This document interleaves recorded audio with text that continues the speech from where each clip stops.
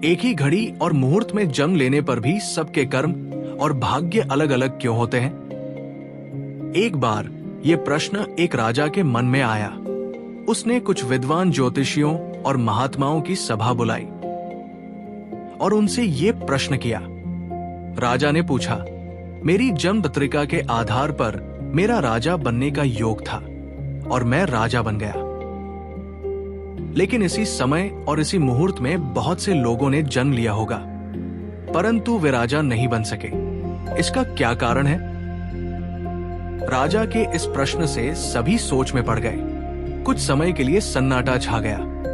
फिर अचानक एक वृद्ध महात्मा खड़े हुए और बोले, महाराज, आपको राज्य की सीमा से कुछ दूर घने जंगल में एक महात्मा मिलेंगे। उन्हीं से आपको इस प्रश्न का सही उत्तर प्राप्त हो सकता है। राजा के लिए इस प्रश्न का उत्तर जानने की जिज्ञासा इतनी तीव्र थी कि उन्होंने तुरंत जंगल की ओर प्रस्थान किया। जंगल में खोजते खोजते उन्हें एक महात्मा मिले जो एक पेड़ के नीचे बैठकर पत्तियां खा रहे थे। राजा ने उनसे वही प्रश्न किया। महात्मा क्रोधित होकर बोले, देख नहीं रहा मूर्ख, मैं पत्तियां खाने में व्यस्त हूं। समय नहीं है मेरे पास तेरे प्रश्न का उत्तर देने का। जा, इस पहाड़ी के बीच एक और महात्मा तुझे मिलेंगे, उन्हीं से पूछना इस प्रश्न का उत्तर। राजा की जिज्ञासा और बढ़ गई। वो पहाड़ी मार्ग को पार करता हुआ बड़ी कठिनाई के साथ, परंतु बहुत उत्सुकता लिए दूसरे महात्मा के पास पहुंचा। राजा ने देखा कि वो महात्मा बड़ी ही तन्मयता के साथ मिट्टी खा रहे थे। राजा ने उनसे वही प्रश्न किया, परंतु वह भी क्रोधित होकर बोले, मैं भूख से बेहाल हूं। मैं पहले अपनी भूख शांत करूं या तेरे प्रश्न का उत्तर दूं? आगे बढ़ और पहाड़ी की चोटी पर जा। वहां एक आदिवासी बालक रहता है, वही तुझे इस प्रश्न का उत्तर दे सकता है, परंतु ध्यान रहे, वो शीघ्र ही मृत्यु को प्राप्त होने वाला है। राजा की उत्सुकता अब बेचैनी में बदल गई। ये सब उसके लिए एक पहेली जैसा बनता जा रहा था। वो कठिन मार्गों को पार करता हुआ पहाड़ी की चोटी पर स्थित आदिवासी गांव में पहुंचा, जहां वो बालक रहता था। राजा ने करबद्ध होकर बालक के सामने अपना प्रश्न रखा। पहले तो बालक हंसने लगा, फिर बोला, मेरे पास भी समय नहीं है, मेरी मृत्यु होने वाली है। परंतु सुनो राजन, अपने प्रश्न का उत्तर मैं तुम्हें देता हूं। तुम, मैं और वो दो महात्मा जो तुम्हें पहाड़ी मार्ग पर मिले थे, हम चारों कई जन्म पहले भाई भाई थे। हम राजकुमार थे। एक बार शिकार खेलते खेलते हम चारों भाई जंगल में बहुत दूर निकल गए और मार्ग भटक गए। हम भूख प्यास से बेहाल थे। अचानक हमें आटे की एक पोटली मिली। उस आटे से हमने 4 रोटियां बनाई और आपस में बांटी। जैसे ही हम रोटी खाने बैठे, एक भूखा प्यासा महात्मा हमारे पास आ गया।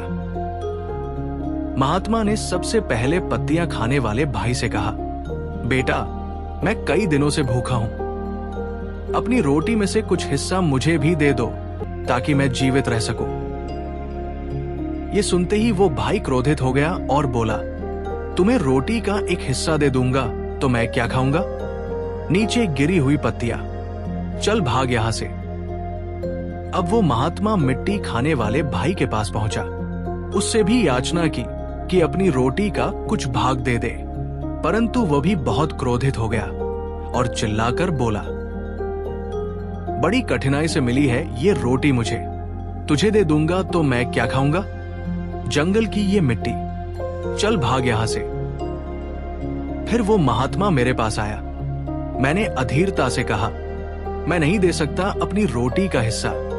अगर मैं तुम्हें दे दूंगा तो मैं भूख से मर जाऊंगा। आगे बढ़ो।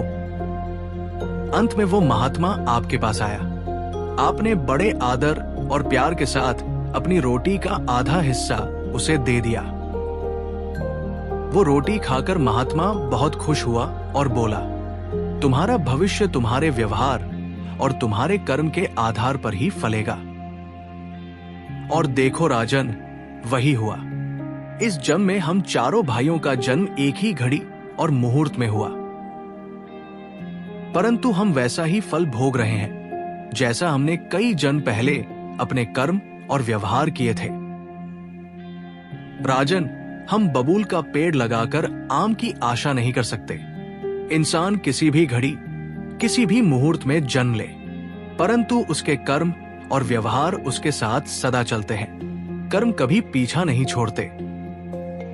कितनी प्यारी बात कही है किसी ने, कर्म की गठरी बांध के जग में फिरे इंसान, जैसा करे वैसा भरे, विधि का यही विधान। कर्म करे किस्मत बने जीवन का ये मरहम, प्राणी तेरे भाग्य में तेरा अपना कर्म। फिर मिलेंगे दोस्तों अगली वीडियो के साथ। तब तक के लिए अपना ख्याल रखना और हमेशा मुस्कुराते रहना।